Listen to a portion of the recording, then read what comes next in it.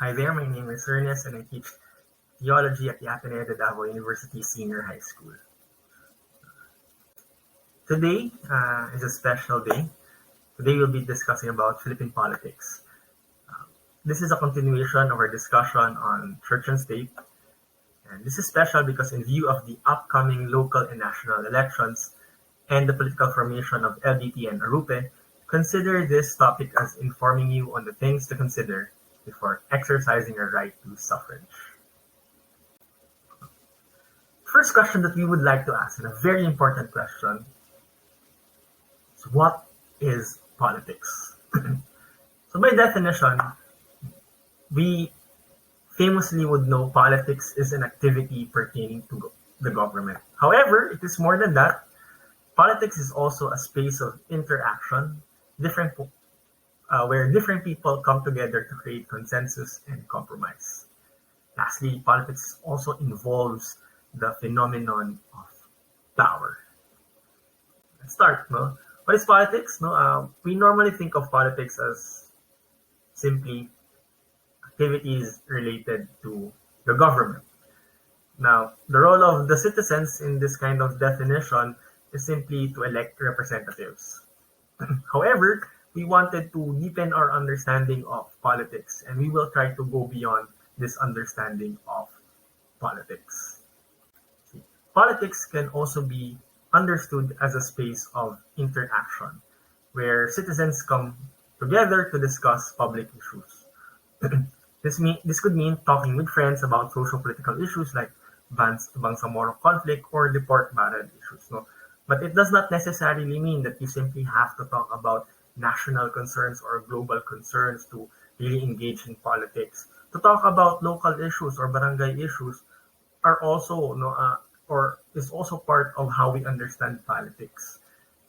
Or even the chismisan that some people would do would be considered as politics. Or even just to talk about your tuition fee or the price increase in your groceries. This is engaging in politics because you are involving in human relationships. Okay? And then lastly, politics involves consensus and compromise. So, the government has to balance the interests and rights of different sectors. And it's the first time that I included a photo here in the PowerPoint. You can see there's a photo of Mayor Vico Soto. This photo was provided by Sir Rafael Lavinia, a former teacher here in Ateneo.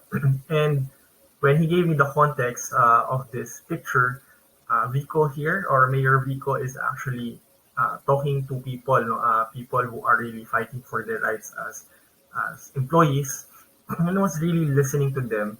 And this is an imagery that I really wanted to show because this is at the height of our understanding of politics. No? This is really creating a consensus, a compromise that really benefits every side involved in the issue. That's it. That's a one segue.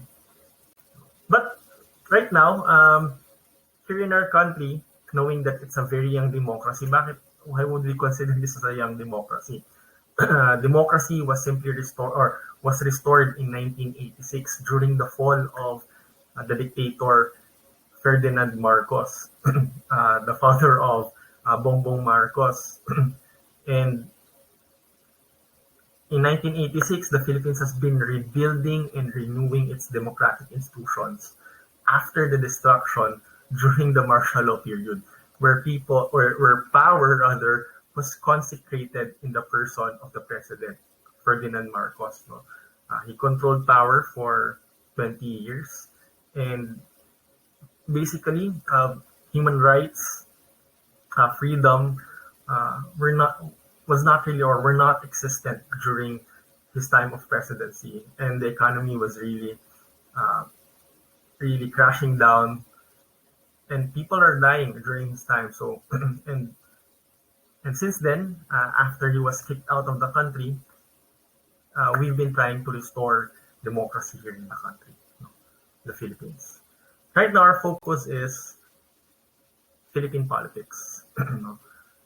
When we talk about Philippine politics, it's often described as patronage politics, a politics of personalities, and a politics of payoff. The Second Plenary Council of the Philippines summarily described our politics in the following way. Let me read. Power and control are elitist and equally concentrated on established families that tend to perpetuate themselves in political dynasties. For example, our political scene is still very much dominated by elites, where they continue to keep the power to themselves. No? Elite rule is legitimized by giving the illusion that the public has the power to choose its leaders. No? Even though the pool of electable candidates is generally limited to a set of individuals with family surnames. No? What is basically PCP2 is telling us that our politics here, or the political scenery here in the Philippines, is simply dominated by the same people, the same family. No? And one way for us to verify that is just to simply check the last name of your mayor, if it's the same with your vice mayor, your representative, your president, then probably that is a political dynasty. There's no denying in it. No? So allow me to explain the three features of Philippine politics. Let's start with the first one, patronage politics. Patronage politics, no, is derived from the feudal system of master and servant. The politics of patronage considers the relationship between the public official and ordinary citizens as that of a patron, the master, the feudal lord, and the client, the servant. In fact, in a patronage politics, a political office is often treated as some sort of a feudal title. It's a title that to be passed on from one generation to another. One example could be, the father is a mayor, and then he already ended his term, so he need the next person who will run for office will be the daughter. So that is passing down the title from one generation to the other. So gatekeeping the office to a certain family. So there are two elements of patronage politics. The first one is rewards and benefits. They are distributed according to the loyalty of clients, not on the basis of justice to So the loyalty of clients to their patrons, the loyalty of the electorate to the mayor, to the vice mayor, to the president. So here, clients or the voters depend on their patrons, the elected official, the mayor, for every development project or assistance and solutions to community problems.